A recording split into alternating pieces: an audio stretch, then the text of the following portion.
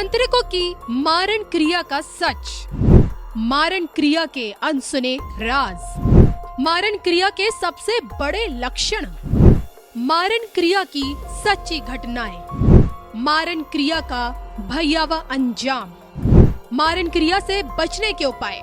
धर्म ज्ञान पर पहली दफा तांत्रिक दुनिया से रुद्रनाथ महाराज ने बताई। मारण क्रिया की हकीकत, दिखाई मृत्यु की भयावह तस्वीर।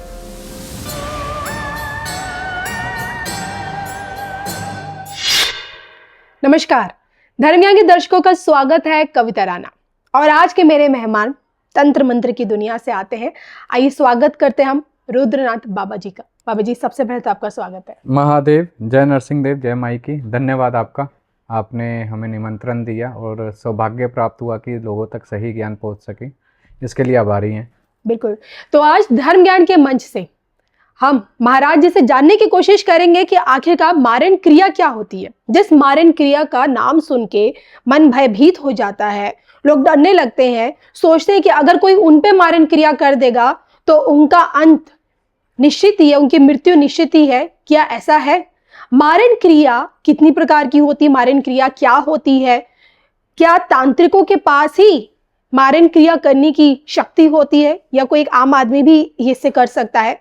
और अगर मारण क्रिया अगर किसी पर की जा रही है तो वो इंसान उस मारण क्रिया से कैसे बच सकता है? बहुत सारे सवाल हैं, आपके मन में भी होंगे और आज इन्हीं सवालों का जवाब लेंगे हम महाराज जी से।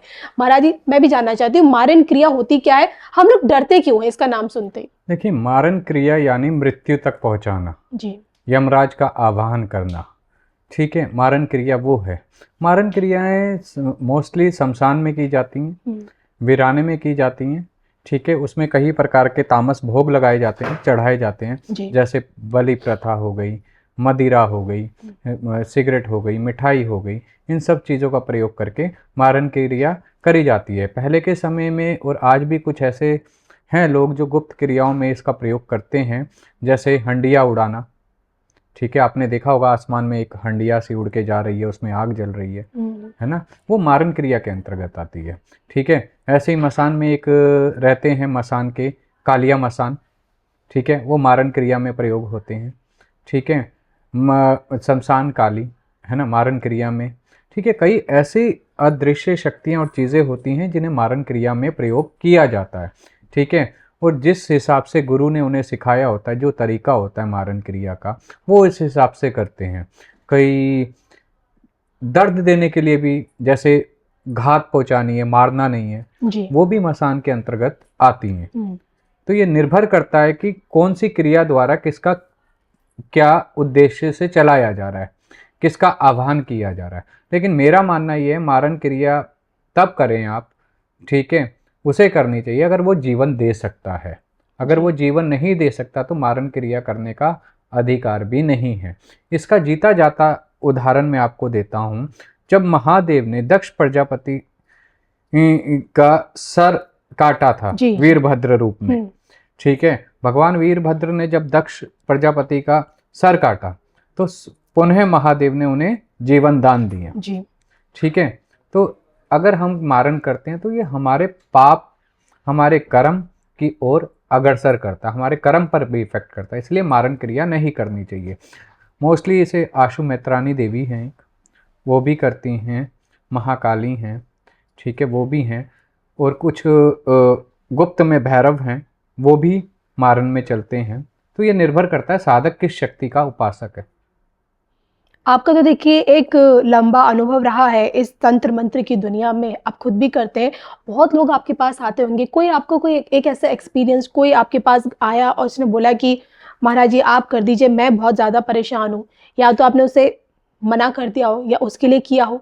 नहीं, मैं ये सब कार्य, देखिए, ना तो मैं ये सब कार्य करने में अपने आप को मानता हूँ कि करूँ, क्योंकि मेरा जो मार्ग है वो सत्य की तरफ है, वो मोक्ष की तरफ है। मैंने कहा ना, अगर मैं किसी को जीवन नहीं दे सकता तो मारने का भी अधिकार नहीं है। ये सोच गलत है कि किसी को मार देना चाहिए। मारना और बचाना उसके हाथ में है, हमारे हाथ में नहीं है। ठीक है, आज ईर्ष्या में तांत्रिक के ऊपर भी क्रियाएं करता है। अच्छा, तांत्रिक एक दूसरे पे भी करते हैं? हाँ, करते हैं, क्रिया चलती है। अब किसी को नहीं पता सामने वाले पे क्या चीज़ है, कौन सी शक्ति का उपासक है, तो शेर को सवा शेर को शिकारी टकरा जाता है, तो वो उसकी जो सिद्धि है, ठीक है। अगर देखिए कोई गलत में कर रहा है, ठीक है, अगर कोई सही में है, उदाहरण के तौर पे मैं किसी के ऊपर गलत कर रहा हूँ लेकिन सामने वाला सही में बैठा हुआ है, तो वो कहीं ना कहीं मेरी शक्ति को क्षीण कर देगा, उसका ईष्ट इतना प्रबल होता है। तो इसलिए इस पर भी विचार करना चाहिए।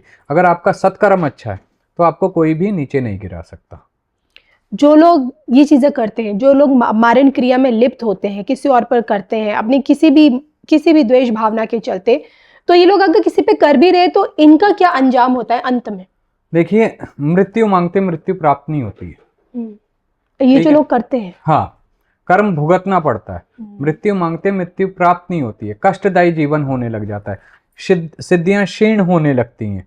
जिन चीजों को वो गलत में प्रयोग कर रहा था वही उसे खाने लगती हैं धीरे धीरे। एक अवस्था ऐसे ही आती है। देखिए, अभी तो हमारा शरीर साथ दे रहा है, हम भोग पानी दे रहे हैं जी।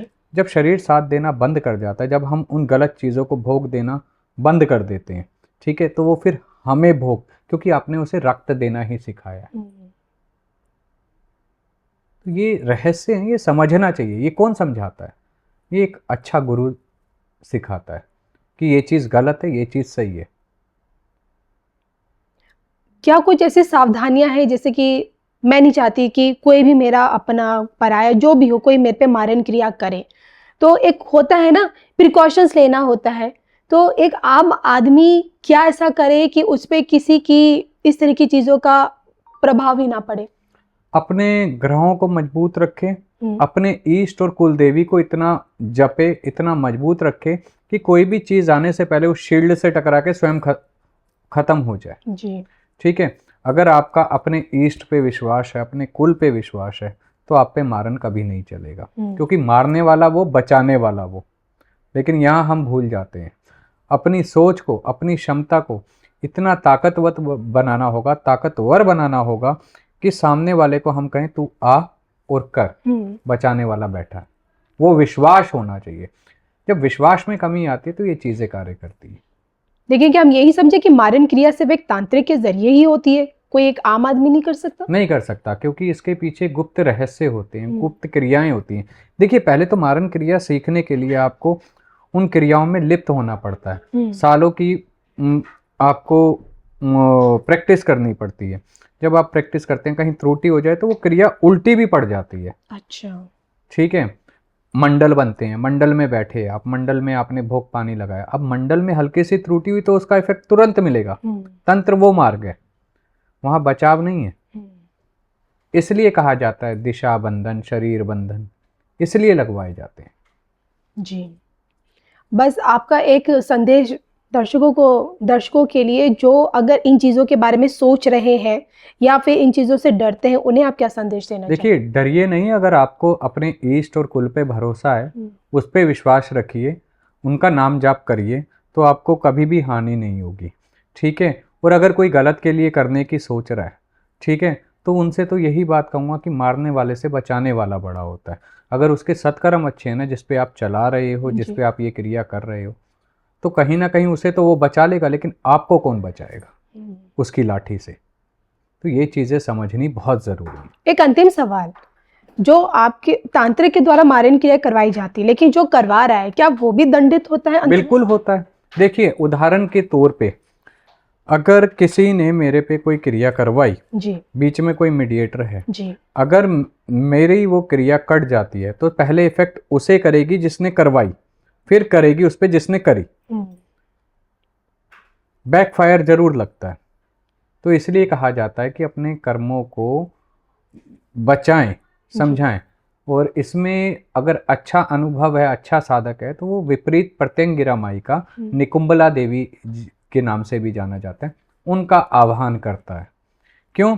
वो विपरीत है, वो क्रिया को प्रतिक्रिया में पलटने का दायित्व रखती हैं जी। ठीक है। और सबसे बड़ी बात, रावण देव की, जो रावण थे, ठीक है, ज्ञानी थे, उनकी कुल देवी रही हैं जी, रावण के कुल में आती हैं। तो रावण स्वयं तंत्र मंत्र का, ठीक है, शास्त्रों का अध्ययन करके महाज्ञानी, महाप्रतापी था, महादेव के परम भक्तों में ही आता है ना। तो उनकी कुल देवी कैसी होंगी। तो ये चीज़ें समझनी बहुत ज़रूरी है। आज हम उतना ही जानते हैं जितना हमें बताया गया है या हमने सुना है, लेकिन ये जो हमारी दुनिया है जी। पूजा पाठ तंत्र की, ये हमारी सोच से कई गुना आगे है। एक आम आदमी के लिए तो बहुत ज्यादा। बहुत आगे है। जब और इसमें एक चीज़ और होती है, आप इसमें अगर एंट्री कर जाते तो वापसी नहीं होती है। लेकिन एक सवाल ये भी है ना कि लक्षण क्या होते हैं, जैसे अगर मेरे पे किसी ने मारण क्रिया करवा रही है, कोई कर रहा है, तो मुझे किस तरह का अनुभव होगा उस दौरान, मैं क्या फील करूंगी उस देखिए, इसमें जैसे सूखा मसान चलाया गया मारने के लिए, तो इंसान धीरे धीरे सूखता रहेगा, उसकी हड्डियां दिखने लगेंगी। अच्छा, अचानक से नहीं होता कि आपने यहाँ क्रिया कर दी और ऊपर में वो मर गया? नहीं, ऐसा नहीं होता है। जी। ठीक है, समय तो लगता है, मिनिमम 12 घंटे से लेके जी। आगे जितना समय जाए, ये निर्भर करता है क्रिया करने वाले पे, उसकी ऊर्जा पे, उसके भाव पे। ठीक है, इसमें ज़्यादातर जो चयन होता है दक्षिण दिशा की तरफ मुख करके किया जाता है, क्योंकि यमराज का आह्वान हमेशा दक्षिण दिशा से होता है। जी। ठीक है, इसलिए अघोर महादेव को पूजना चाहिए। अघोर रूपी काल के जो महाकाल है वो महादेव है, काल की जो महाकाली है वो महाकाली है। ये आपको संरक्षण प्रदान करते हैं। हर चीज़ के पॉजिटिव और नेगेटिव दोनों एस्पेक्ट्स मैं तो अपनी ज़िंदगी में देखती हूँ।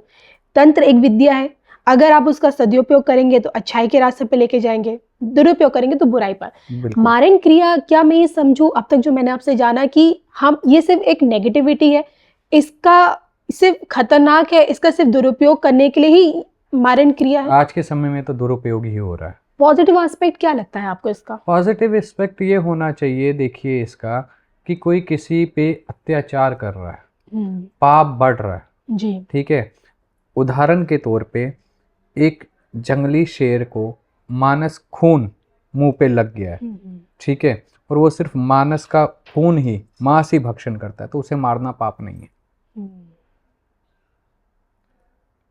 समझ गई मैं। तो ये सिर्फ इंसानों पे अप्लाई होता है, जानवरों पे भी हो जाता है? देखिए, जिसकी मृत्यु जैसे लिखी है देनी उसने है। निमित्त तो कभी कार का एक्सीडेंट बन जाता है, कभी हार्ट अटैक बन जाता है, कभी कोई बीमारी बन जाती है, कभी कुछ और बन जाता है, तो ये तो निमित्त मात्र हो जाते हैं। लिखी उसने कैसे कहाँ किसको दंड देना है।